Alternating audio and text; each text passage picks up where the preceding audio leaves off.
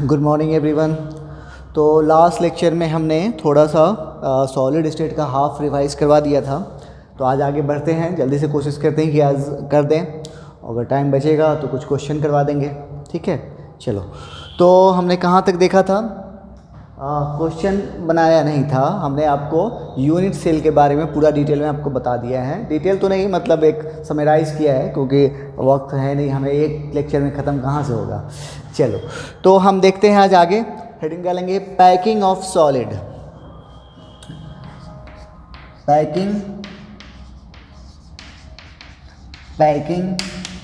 Of यानी solid की packing कैसे होती है। तो यहाँ पे तीन तरीके की होगी।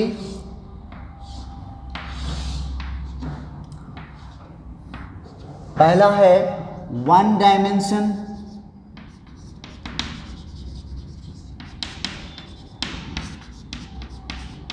ओके। दूसरा टू डायमेंशन, मतलब 2D। एंड तीसरा है 3 डायमेंशन।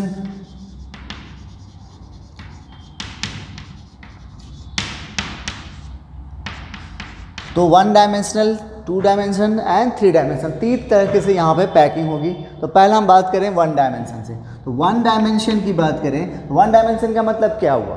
हमारे पास 3 dimension x, y and z। अगर आप सिर्फ एक एक्सिस पे जाते हो, x डायरेक्शन में जाओ या y में जाओ या z में जाओ, तो अब वो क्या कहलाएगा? 1 डायमेंशन। अब अगर दो डायरेक्शन में जाते हो, x या y, y या z, या फिर x या z, x z, तो वो क्या कहलाएगा? 2 डायमेंशन। और अगर हम तीनों लेते हैं x, y, z, तो वो क्या कहलाएगा? 3 डायमेंशन। जैसे ये बोर्ड है, तो बोर्ड कैसा है? 2 डायमेंशनल। इसमें आपको क्या क्या चीज़ दिख रहा है? इस बोर्ड की आपको लंबाई दिख रही है और ऊंचाई दिख रही है। क्या इसकी मोटाई आपको दिख रही है? नहीं दिख रही है ना। यानी अगर x डायरेक्शन इसको माने, x ये हो गया y, तो आपको z वाला डायरेक्शन नज़र नहीं आ रहा है। अगर z भी नज़र आता तब वो क्या हो जाता? 3 डायमेंशनल हो जाता, ठीक है। तो हम लोग बात करें 1 डायमेंशन, इतना वक्त तो है नहीं समझाने का, फिर भी चलो। तो 1 डायमेंशन क्या है कि हम एक डायरेक्शन में चलेंगे। तो यहाँ से हमें क्या क्या पॉइंट निकल के आएगा? तो कोऑर्डिनेशन नंबर इसका होगा 2। कोऑर्डिनेशन नंबर तो जानते हैं, नियरेस्ट नेबरिंग एटम, यानी यहाँ पे क्या होगा? जैसे ये हो गया, ठीक है। अब इसको ले लो, तो देखो कितना को टच कर रहा है? 2 को कर रहा है, इसलिए कोऑर्डिनेशन नंबर 2। बात करें 2 डायमेंशन की, तो यहाँ पे फिर दो तरह की बात होगी। एक होगा square close packing in 2D, और दूसरा होगा hexagonal close packing in 2D। तो स्क्वायर क्लोज पैकिंग कैसे आता है? जैसे हम लोग यहाँ पर जो है ना क्या कर रहे हैं, जैसे पैकिंग, सॉलिड की पैकिंग कर रहे हैं। पैकिंग करने का मतलब ये हो गया कि आपको बहुत सारे लड्डू दिए गए हैं और उसको आपको पैक करना है। तो अब आप किस तरह से पैक कर रहे? तो हम यहाँ पे एक ये तरीका कर रहे हैं, ये स्क्वायर क्लोज पैकिंग। इसका मतलब ये तब आएगा जब एक लड्डू को आप क्या करोगे? दूसरे लड्डू के ऊपर रख दो, ठीक है। तो एक तो ये तब ये बनेगा, और ये वाला कब आएगा? जब एक लेयर पहले डालो। अब 2 लड्डू है, ये 2 लड्डू के बीच में जगह आएगा। जब तक इसके ऊपर जो तुम रखोगे, तो इसके ऊपर नहीं रखना है, इन दोनों लड्डू के बीच में जो जगह खाली है उस पर रखना है। तब ये वाला बनेगा hexagonal close packing in 2 dimensional, ठीक है। तो इसको कहते हैं AA टाइप, ठीक है। और इसमें कोऑर्डिनेशन नंबर आपको मिलेगा 4, ठीक है। इसको कहते हैं AB टाइप, और इसमें कोऑर्डिनेशन नंबर आएगा आपको 6, ठीक है। चलो जल्दी से इन दोनों का इतना ही काम बात करना था, मेन बात करना है हमें उनका। जल्दी से नोट कर लो, तो हम 3 डायमेंशनल देखते हैं। चलो, तो हमने देखा अभी 1D देख लिया, 2D देख लिया, थोड़ा 3D देख लेते हैं। आइए, 3D में जो है फिर इसको हम 2 पार्ट में बांटते हैं। 3D packing, 3D packing from 2D square close packing, यानी हमें 3D पैकिंग करनी है लेकिन किसका यूज़ करके, 2D स्क्वायर क्लोज पैकिंग का यूज़ करके। तब यहाँ पे क्या क्या पॉइंट निकल के आएगा, पहला इसका कोऑर्डिनेशन नंबर हो जाएगा 6, इसका पैकिंग फ्रैक्शन हो जाएगा आपको 0.523 और परसेंटेज में बोले तो 52.3%। ओके, और ये टाइप कैसा कहलाएगा, AA टाइप। ये हो गया आपको 3D packing from 2D square close. Now हम बात करें 3D पैकिंग। अब यहाँ पे हमें यह पैकिंग करना है 3D packing from 2D hexagonal close packing, यानी हमें अब 2D हेक्सागोनल का यूज़ करके करना है। ठीक है, फिर तो यहाँ पर फिर दो बातें आई हैं। पहला, एक काम करोगे, इसको नोट कर लो, तो हम ऊपर ले लेते हैं उसको, क्योंकि कुछ पॉइंट लिखने में तो नीचे चला जाएगा। हो गया, आइए आप लोग कर सकते हो, हम ऊपर ले रहे हैं 3D packing from 2D hexagonal close packing. हम क्या कर रहे हैं, अब हम लोग 3D पैकिंग कर रहे हैं, लेकिन किसका यूज़ करके, हेक्सागोनल का। तो अब यहाँ पे क्या क्या होगा, तो यहाँ पे फिर दो केसेस राइज होंगे। पहला, third layer placed over second layer to cover tetrahedral void. Third layer place करना है किसके ऊपर, सेकेंड लेयर, लेकिन कवर किसको करना है, टेट्राहेड्रल वाइड। और फिर यहाँ पे भी सेकेंड है, third layer placed over second layer to cover octahedral void।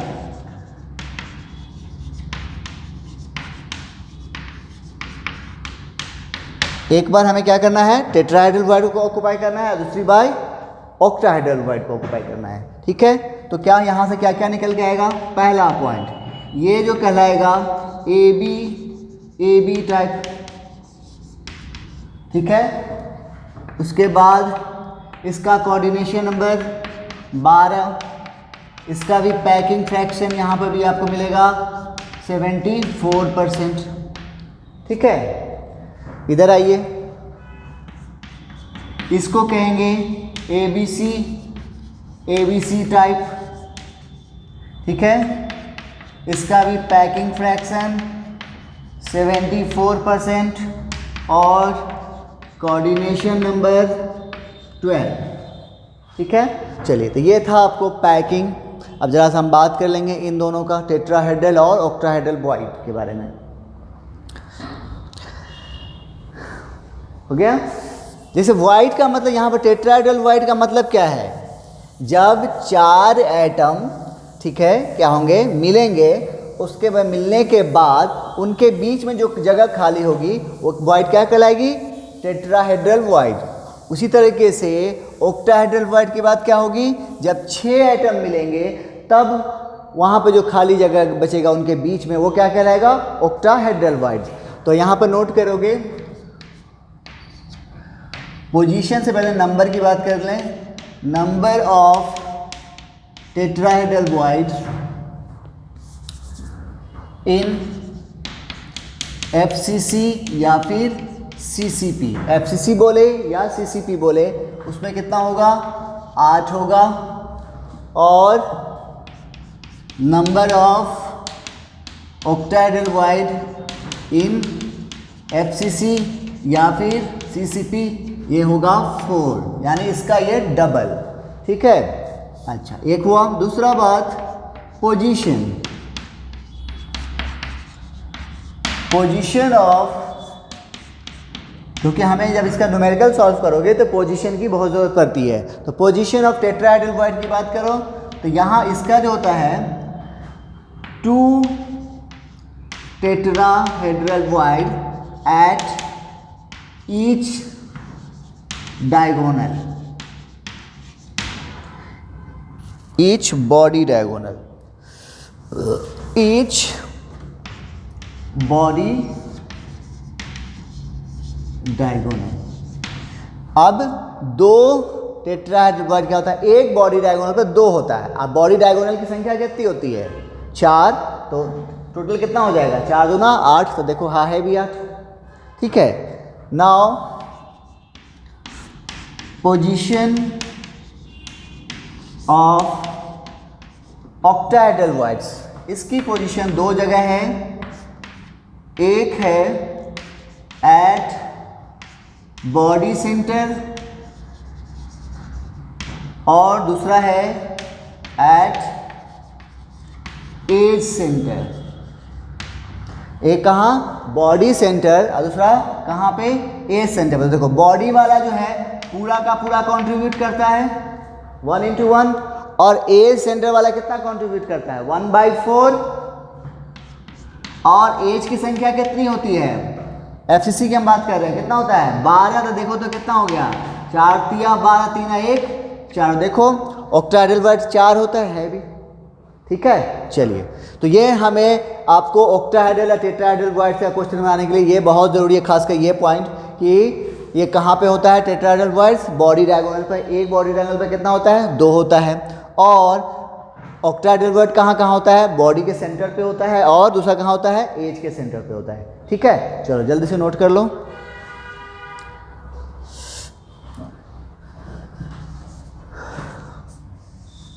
हो गया, आइए now limiting radius ratio, heading कर लो लिमिटिंग रेडियस रेशियो।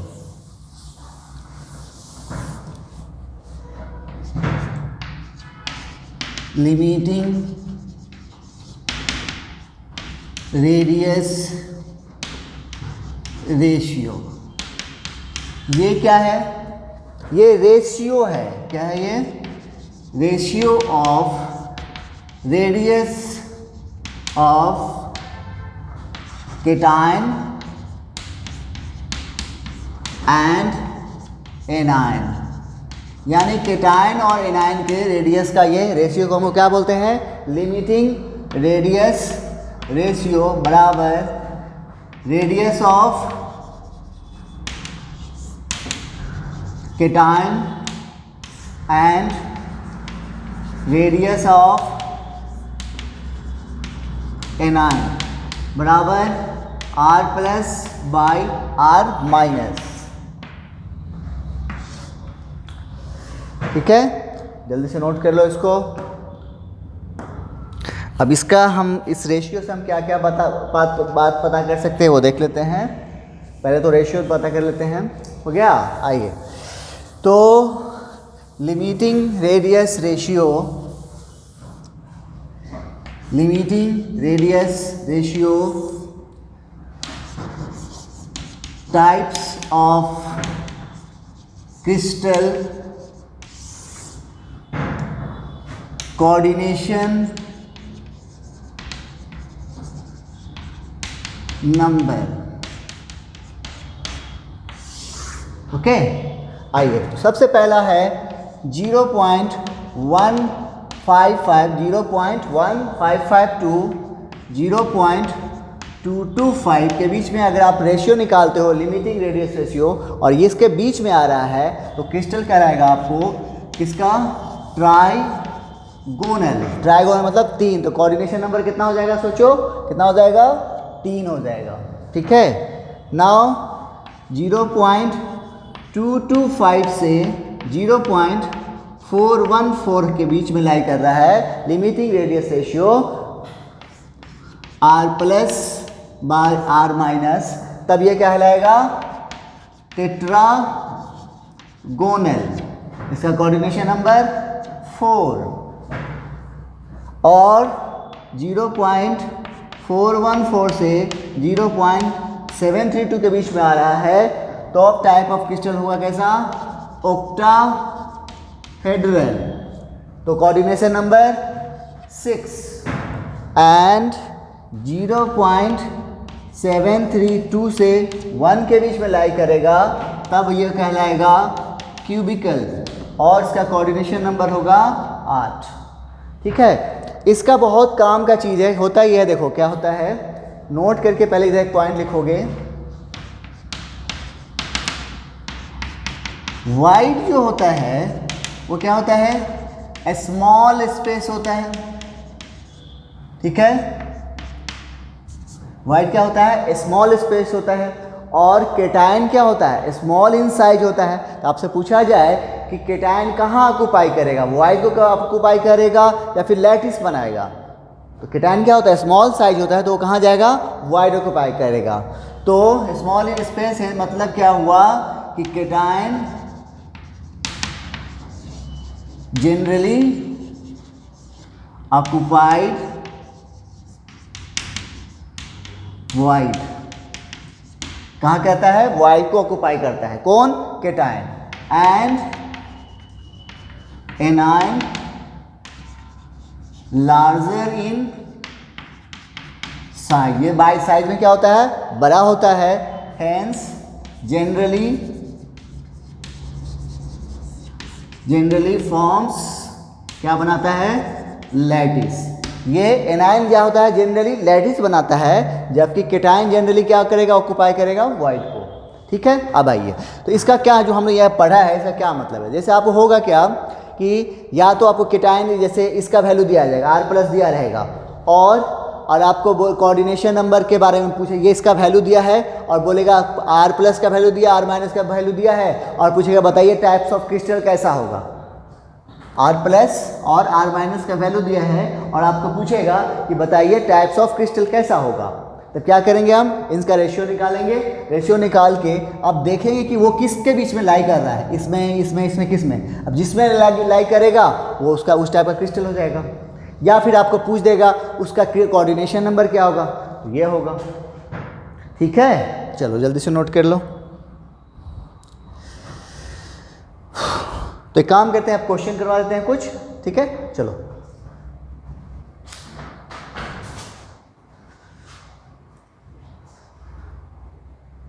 चलो, तो अभी हमने जितना पढ़ा है उसको देखो, क्वेश्चन सब है कुछ, बहुत ज़्यादा क्वेश्चन तो नहीं करा सकते, देखते हैं कहाँ तक करा पाते हैं।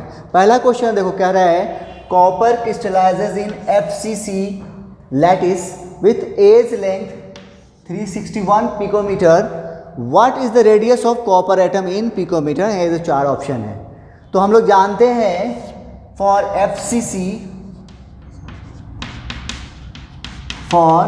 FCC की बात करो तो एज लेंथ और एटॉमिक रेडियस में क्या रिलेशन था, कुछ याद है? लास्ट लेक्चर में पढ़े थे 4r बराबर a√2, √3 मत कर देना, √3 किसके लिए होगा? BCC के लिए होगा। 4r तो दोनों में सेम है, लेकिन यहाँ पर फर्क क्या जाता है, FCC के लिए यहाँ पे √2 और FCC के लिए BCC के लिए √3। तो हमें क्या निकालना है? ये r का वैल्यू निकालना है। तो r बराबर क्या हो जाएगा? a√2/4। अब a का वैल्यू कितना है? 361 यहाँ पर रखोगे, सॉल्व करोगे, इसमें जो भी वैल्यू आएगा अब कुछ चेंज मत करना। क्यों? क्योंकि आपको एज लेंथ जो दिया हुआ है वो पिकोमीटर में है, अब उसको कुछ चेंज नहीं करोगे तो आपका आर का वैल्यू भी किस में आ जाएगा? पिकोमीटर में आ जाएगा। कर लोगे? तो देखना इसमें से चारों में कौन आता है आंसर। पहला हुआ। दूसरा, अब इसमें कह रहा है predict the coordination number of cation caesium ion and structure of caesium chloride if आपको केटायन का रेडियस और एनायन का रेडियस दिया हुआ है। तो अभी पढ़ा हमने, क्या करेंगे हम लोग? रेशियो निकालेंगे r plus by r minus.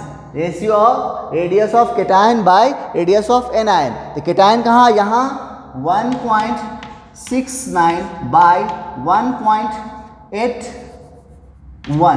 अब इसको सॉल्व करो और उसके बाद देखो तो वैल्यू क्या आएगा। वैल्यू जो आएगा उसमें देखना कि वो जो हम लोग रेशियो लिखा ले हैं r प्लस आर माइनस का वैल्यू वो किस में लाई करेगा। तो हमें उम्मीद है कि ये जो लाई करेगा आपको 0.7432 से 1 वाले में लाई करेगा। अब करके देखना आ जाएगा वही में, और आपका आंसर 8 होगा और क्यूबिक हो जाएगा। कर लोगे? तो करके देखना, मैंने आपको तरीका बता दिया, सिर्फ आपको यहाँ पे इसको सॉल्व करना है। सॉल्व करके जो वैल्यू आएगा आपको उस रेंज में चेक करना है और फिर टाइप्स ऑफ क्रिस्टल को देखना है। कर लोगे? चलो जल्दी से नोट कर लो, फिर नेक्स्ट क्वेश्चन देखते हैं।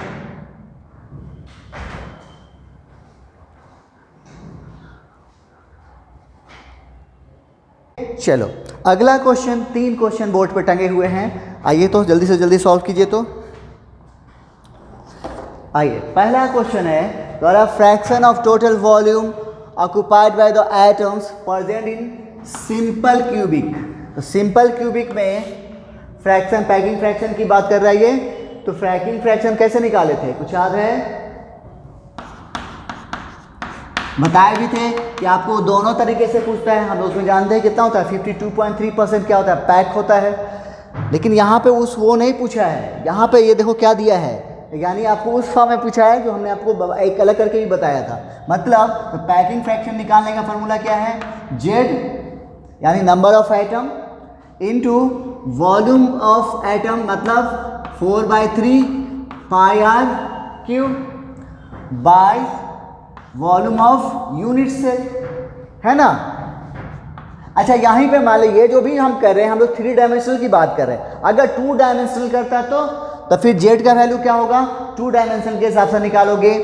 और तब यहाँ पर वॉल्यूम नहीं लोगे, 2 डायमेंशन में क्या लोगे, एरिया लोगे, पाई r स्क्वायर, और फिर यूनिट सेल का भी फिर एरिया लोगे। ठीक है, अगर बाय द वे ऐसा क्वेश्चन आए तो बना सकते हो। तो अब यहाँ पर बात करो, यहाँ पर क्यूब कैसा है, सिंपल क्यूबिक क्या बात कर रहा है। सिंपल क्यूबिक में Z का वैल्यू कितना होता है, 1/4 पाई r क्यूब बाय A, और हम अब इसको क्या करना है, इस पर लाना है, यानी हमें A और R को हटाना पड़ेगा। तो दोनों में रिलेशन क्या होता है, A बराबर 2R। तब यहाँ रख सकते हैं 2R का पावर 3। सब सॉल्व करोगे तो आ जाएगा वैल्यू पाई/6। करके देख लो, RQ से RQ कट जाएगा, 2 से ये कटेगा, देखो 2 दूना 4 दूना 8, तो 4 से ये कटेगा 8 2 बार में, तो कितना हो जाएगा, 3 नीचे आएगा तो पाई/6 नहीं हो जाएगा। तो हमारा आंसर कौन हो जाएगा, पहला। कर लोगे? आइए नेक्स्ट क्वेश्चन देखिए क्या कर रहा है, देखो कितना आसान क्वेश्चन पूछता है। In simple cubic unit cell each point on a corner is shared by, यानी सिंपल क्यूबिक में कॉर्नर एटम कितने यूनिट के सेल्स के साथ शेयर्ड होगा। तो कल ही बताए थे, याद होगा कि भूल गए होगे, याद है, यही था ना यूनिट सेल। तो बताए थे ये एक यूनिट सेल है, इसके जैसा वहाँ पे बहुत सारे होंगे। तब ये बोल रहा है कि ये कॉर्नर वाला कितने के यूनिट सेल के साथ शेयर करेगा। तो बताए थे ये तो हुआ ही, साथ में एक यहाँ होगा, एक यहाँ होगा, एक यहाँ होगा, इस लेयर पे 4 हो गया, और फिर सबके ऊपर 4 होंगे, तो कितने हो गए 8। यानी ये कॉर्नर कितने के साथ शेयर कर रहा है, 8 के साथ शेयर कर रहा है। तो आंसर हमारा कौन जाएगा, सेकेंड हो जाएगा। और फिर कह रहा है edge atom of a cube provide how many atom to the unit cell. अगर एज से पे जो एटम है वो एक यूनिट सेल को कितना एटम प्रोवाइड करेगा। तो देखो तो गौर से, तो ऑप्शन देखो तो बड़ा अच्छा ऑप्शन सेट किया गया है। यहाँ पे क्या है, हम लोग जानते हैं जेड का वैल्यू निकालना है। यहाँ पे कितना एटम को, इफेक्टिव नंबर ऑफ एटम पूछ रहा है, कहाँ से, कॉर्नर से। अब इसी तरह से आप क्वेश्चन पूछ सकता है कि कॉर्नर से कितना आइटम मिलता है, तो 1 मिलता है। फेस सेंटर के थ्रू से कितना मिलता है आइटम, तो फेस वाला के सेंटर पे कितना शेयर करता है 1/2, और फेस की संख्या 6, तो कितना हो गया। यानी फेस से एक एफसीसी की बात करें, एफसीसी में फेस से उस यूनिट सेल को कितना आइटम मिल रहा है, तो 3 मिल रहा है। कैसे, 1/2 मिलता है, शेयर्ड होता है, और 6 फेस कितना है 6 है, तो 1/2 × 6 कितना हो गया 3 हुआ। कॉर्नर से कितना मिलता है, 1 मिलता है, और बॉडी सेंटर से तो किसी के साथ शेयर ही नहीं करता। अब यहाँ पे आपसे पूछा गया है कि एज सेंटर वाला कितना एटम देगा एक यूनिट सेल को। तो हम लोग जानते हैं कि एज सेंटर वाला जो होता है वो कितना को शेयर करता है, 1/4 होता है ना। एक ये वाला अगर यूनिट सेल है, इसके बगल में होगा, इसके ऊपर होगा, उसके ऊपर और इसके ऊपर, यानी ये कितने के साथ जा रहा है, 4 के साथ जा रहा है, इसलिए इसमें कितना आ रहा है, 1/4। और इसके जैसा एज है कितना, 12, 1/4 इंटू 12 कितना हो गया, देखो तो 4 तिया 12। यहाँ पे ऑप्शन ही नहीं है कुछ तो, यानी इसका मतलब जो है ये क्वेश्चन गलत है। नहीं जी, edge atom of a cube provide how many atom to the unit cell. चलो यहाँ पे हमारा आंसर एग्जैक्ट सही है, 3 आएगा, इसमें कोई शक नहीं है। अब यहाँ पे आपको क्या करना होगा, चलो ये एक तरह से ये क्वेश्चन आ गया, तो आपको एक बात और बताना है। अब यहाँ पे ज़्यादा दिमाग मत लगा देना कि हमारा आंसर 3 है, यहाँ पे आ ही नहीं रहा है, तो आपको क्या चूज़ करना होगा। इसका मतलब इस वाले ने क्या किया है कि क्वेश्चन यहाँ पे 1/4 को यूज़ किया, यानी ये पूछ रहा है कि शेयर्ड कितना हो रहा है ना। आप क्वेश्चन को पढ़ो तो कहीं से लग रहा है शेयर्ड की बात हो रही है। यहाँ पे कह रहा है each atom of a cube provide how many atom to the unit cell, है ना। इसका मतलब ये इसकी बात कर रहा है, तो हमारा आंसर कौन हो जाएगा, पहला हो जाएगा। ठीक है, अगर एक्चुअली इसका आंसर कितना होना चाहिए, 3 होना चाहिए। तो इस सिचुएशन में आपको ऐसा करना होगा कि आप अपना दिमाग नहीं लगाना है हमें ज़्यादा, बस जो हमारा जो आंसर नहीं है तो हमें वो देखना होगा कि उसके ऑप्शन में क्या दिया गया है, उसके अकॉर्डिंग हम चलेंगे। ठीक है ना। चलो जल्दी से नोट कर लो, कुछ क्वेश्चन और देख लेते हैं।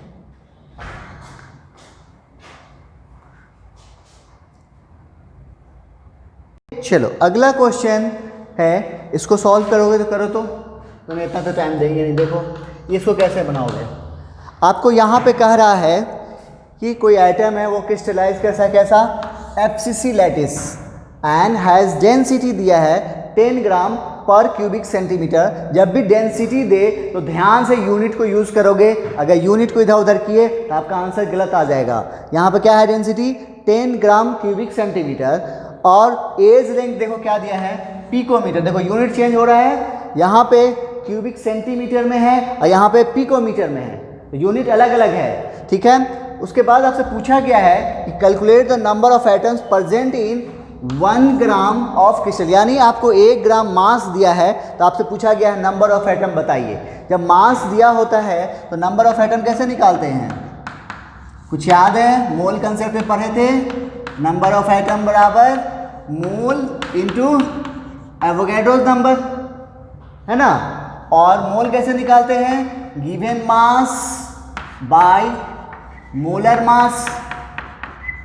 अब देखो तो मास आपको दिया गया है 1 ग्राम मोलर मास, और Na तो आप लोग जानते हो कितना, 6.02 इंटू 10 टू दी पावर 3, यानी यहाँ पे मोलर मास के मामला फंस गया कि मोलर मास यहाँ पे क्वेश्चन में नहीं दिया है। दिया है क्या, देखो तो नहीं दिया है, यानी हमें क्या करना होगा, वो मोलर मास निकालना होगा। तो डेंसिटी का दिया हुआ है, तो डेंसिटी का फॉर्मूला क्या होता है, Z effective number of atom into molar mass by Avogadro number into edge length का क्यूब। अब देखो तो क्या क्या दिया है, डेंसिटी दिया हुआ है 10 ग्राम क्यूबिक पर सेंटीमीटर। उसके बाद Z की बात करें तो FCC के लिए Z का वैल्यू कितना होता है, 4 होता है, 4। मोलर मास ये हमें निकालना है बाय Na का वैल्यू रख दोगे कितना, 6.02 इंटू 10 टू दी पावर 23, और A का वैल्यू कितना लोगे। अब यहाँ पर देखो तो यहाँ पे है 100 पिकोमीटर और ये है सेंटीमीटर, तो आपको क्या करना होगा, इस वैल्यू में लाना पड़ेगा।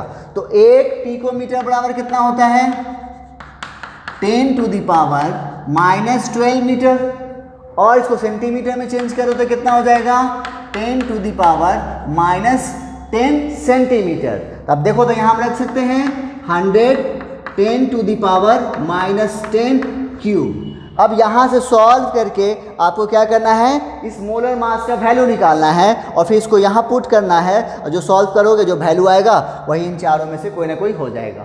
करोगे, चलो। तो इसी तरह से ऐसे क्वेश्चन की संख्या नहीं है, कम ही नहीं है, बहुत सारे क्वेश्चन हैं, तो आप बनाइए। और फिर भी अगर कहीं दिक्कत आती है तो हमारा नंबर सबके पास है, व्हाट्सएप नंबर भी है, कॉल कर सकते हो, व्हाट्सएप कर सकते हो, आपकी मर्जी है।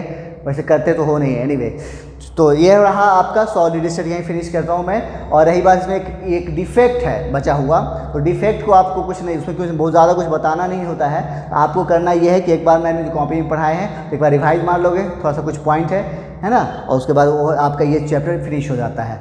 रही बात नेक्स्ट क्लास में, तो नेक्स्ट क्लास में देखते हैं हमारा हमको या देखते हैं या तो थर्मो शुरू करेंगे या फिर केमिकल काइनेटिक्स शुरू करेंगे। ओके, चलो मिलते हैं नेक्स्ट लेक्चर में। Thank you.